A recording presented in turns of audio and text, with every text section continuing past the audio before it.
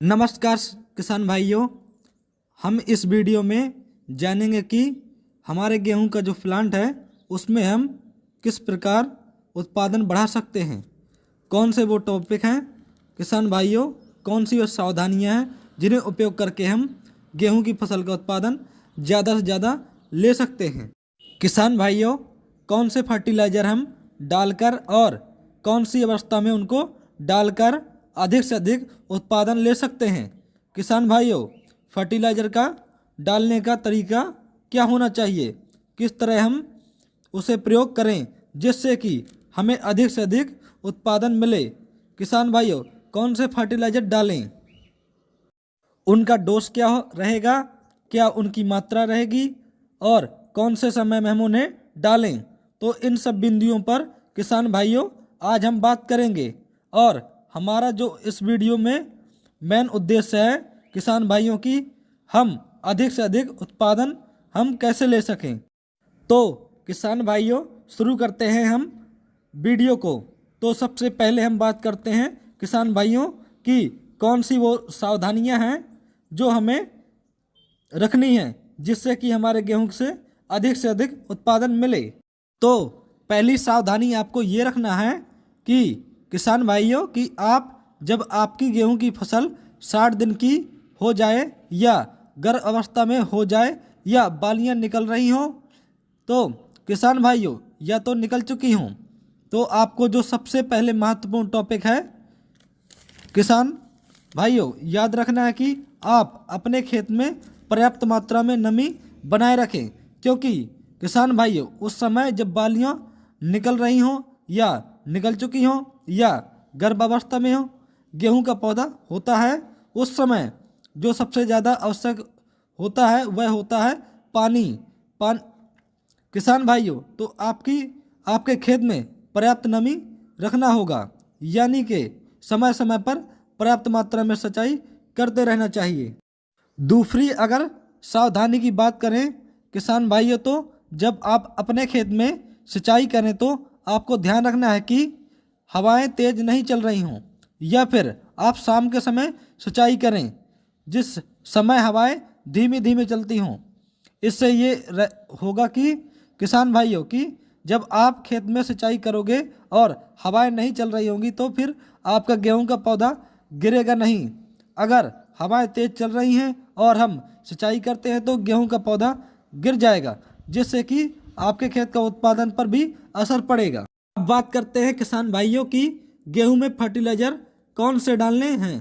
किसान भाइयों, सावधानी यही है कि हमें ऐसे कोई भी फर्टिलाइज़र नहीं डालना है जिससे कि हमारा उत्पादन कम हो, या फिर ऐसा कोई भी स्प्रे नहीं करना है जिससे हमारे पौधे में कोई भी रिएक्शन हो या फिर पत्ते पीले या जलने की शिकायत हो एवं हमारा उत्पादन को कम हो, तो हमें अनावश्यक चीज़ें नहीं डालनी है। किसान भाइयों, जो फर्टिलाइज़र डालना है उनके बारे में भी हम इस वीडियो में चर्चा करेंगे, किस तरह डालना है उसके बारे में भी चर्चा करेंगे।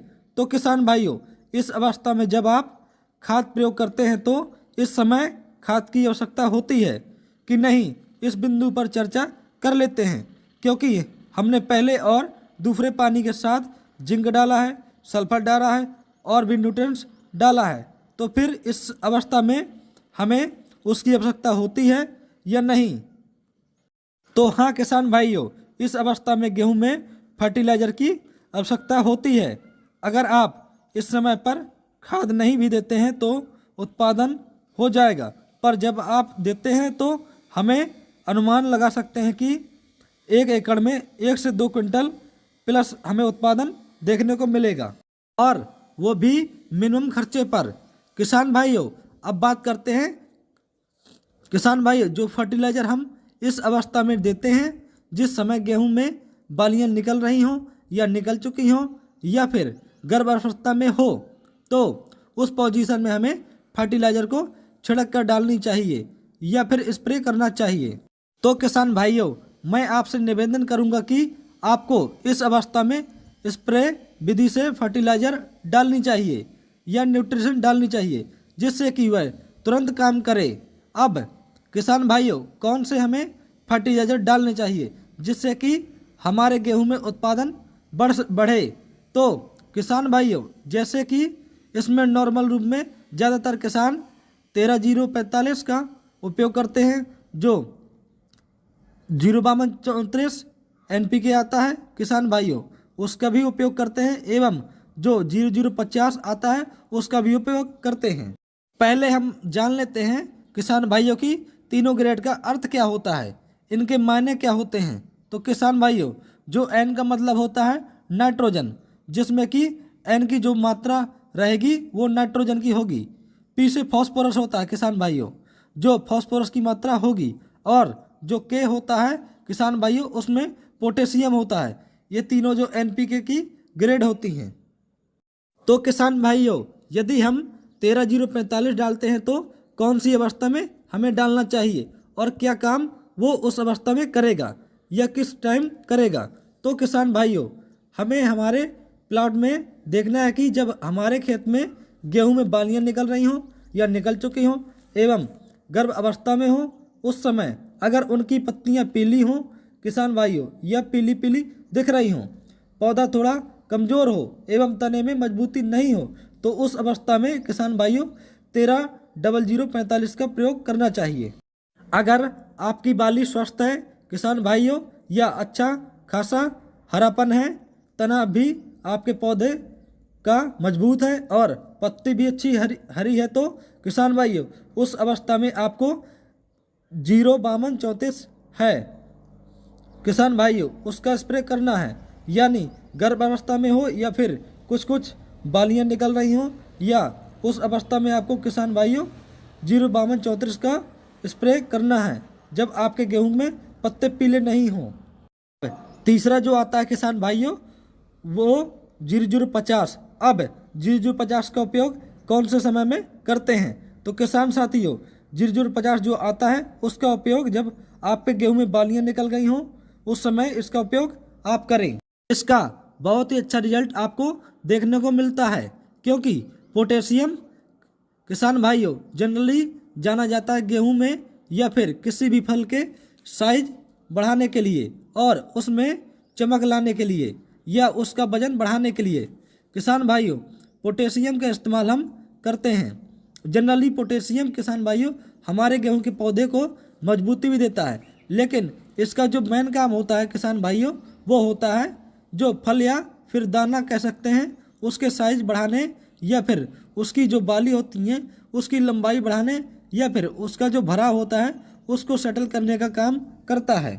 यानी कि आपने अपने प्लांट में देखा होगा कि बालियां जो होती हैं उसमें कुछ में दाने नहीं होते या फिर कमज़ोर होते हैं, तो पोटेशियम क्या करता है किसान भाइयों, उन दानों को समान रूप से भरता है, समान रूप से उसमें वजन बढ़ाता है, या फिर उनको स्वस्थ या चमकीला बनाता है। तो इस अवस्था में आप पोटेशियम का इस्तेमाल कर सकते हैं।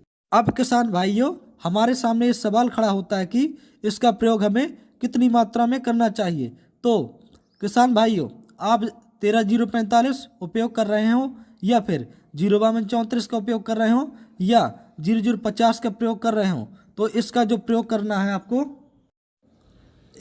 150 लीटर पानी में आपको 1 किलो डालकर गेहूं में स्प्रे करना है।